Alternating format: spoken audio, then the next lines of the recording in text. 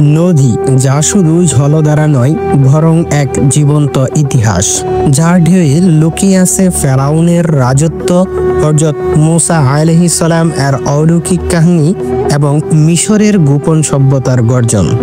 হ্যাঁ, আমি বলছি নীল নদীর কথা।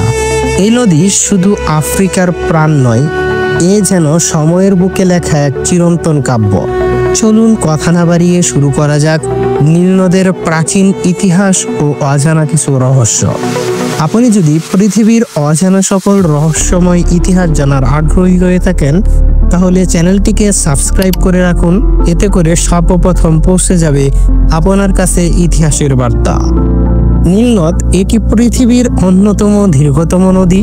এই নদীর দৈর্ঘ্য প্রায় ৬,৬৫০ কিলোমিটার।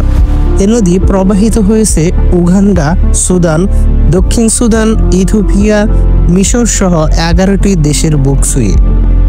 এর পানি এখনও কোটি কোটি মানুষের জীবিকার প্রধান উৎস হিসাবে গড়ে উঠেছে।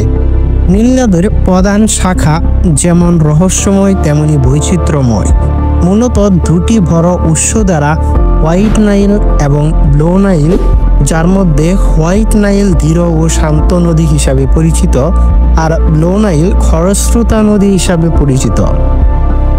এটি সৃষ্টি হয় পূর্ব আফ্রিকার লেক ভিক্টোরিয়া থেকে, অন্যটি এসেছে ইথিওপিয়ার টানা পাহাড় থেকে, তারপর সংযুক্ত হয় সুদানে এসে। আর এখান থেকেই শুরু হয় মূল নীল নদের যাত্রা। এই নদীতে লুকিয়ে আছে কিছু ভয়ঙ্কর প্রজাতির প্রাণ, বিশাল আকারের শিকারী মাছ, যার দৈর্ঘ্য প্রায় ৬ ফুট পর্যন্ত হয়ে থাকে।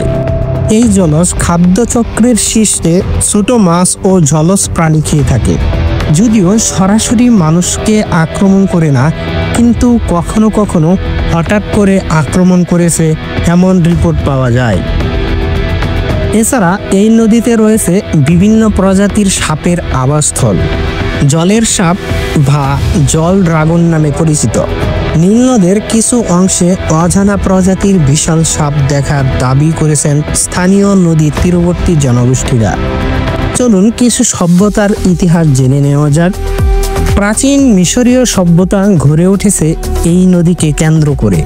মিশরীয় হাইরোগ্রাফিক প্রাচীন শাসন ব্যবস্থায় বিজ্ঞান ও চিকিৎসা সবই বিকশিত হয়েছে নীল নদ তীরবর্তী সভ্যতায়।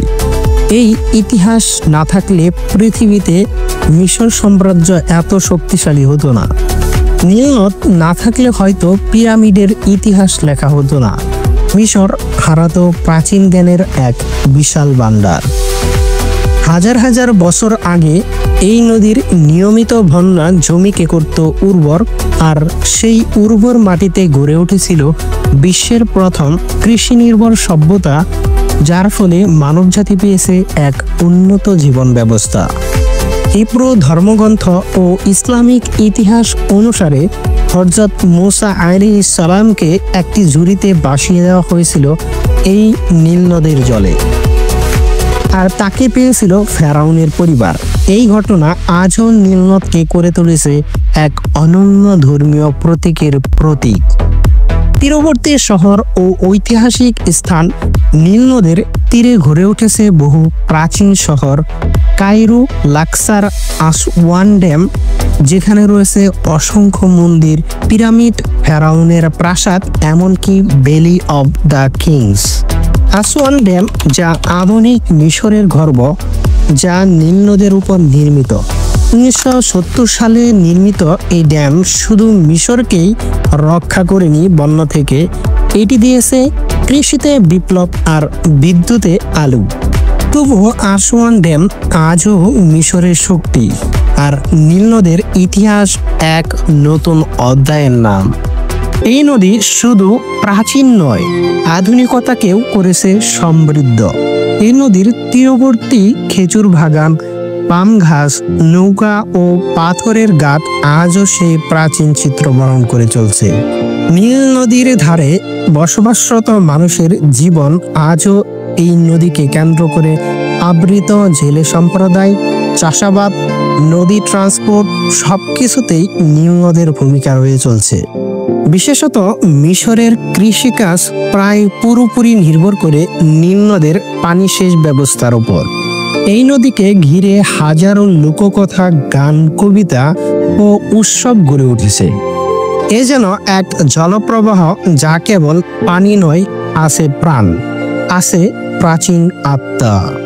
গ্রামের বয়স্করা বলেন, রাতের গভীরে নদীর জল থেকে শোনা যায় কান্নার শব্দ। যারা ফেরাউনের অভিশপ্ত ধন খুঁজতে গিয়েছিল তারা আর কখনো ফিরে আসেনি, শুধু পাওয়া গেছে তাদের রক্তমাখা নৌকা। কিন্তু সবচাইতে ভয়ঙ্কর, যখন নদীর উপর দিয়ে চলে আত্মাদের মিছিল, তারা কথা বলে না, শুধু এগিয়ে চলে। আর যার চোখে পড়ে তার জীবন থেমে যায় ঠিক 7 দিনের মাথায়। এই এক লোকমুখে গল্প কথা। আজকের দিনে জলবায়ু পরিবর্তন ও রাজনৈতিক অস্থিরতার জন্য নীল নদ নতুন চ্যালেঞ্জের মুখে। ইথিওপিয়া গ্র্যান্ড রেনেসা ড্যাম এখন আন্তর্জাতিক বিবাদের কেন্দ্র। পানি নিয়ে চলছে বিতর্ক, যার প্রভাব পড়ছে মিশর ও সুদানের জীবনযাত্রায়। এই নদী আজ শুধু ইতিহাস নয়, ভবিষ্যতে টিকে থাকার লড়াইয়ের এক মুখপাত্র। নীল নদ শুধু ইতিহাস নয়, এটি এক জীবন্ত রহস্য, যার বুকের নিচে এখনো ঘুমিয়ে আছে অভিশপ্ত এক রাজত্বের আত্মা। নীল নদ শুধু এক নদীর নাম নয়, এ এক সাক্ষ্য ইতিহাস। একটি নদী যা যুগের পর যুগ ধরে মানুষকে দিয়েছে খাদ্য, কাহিনী আর সভ্যতা।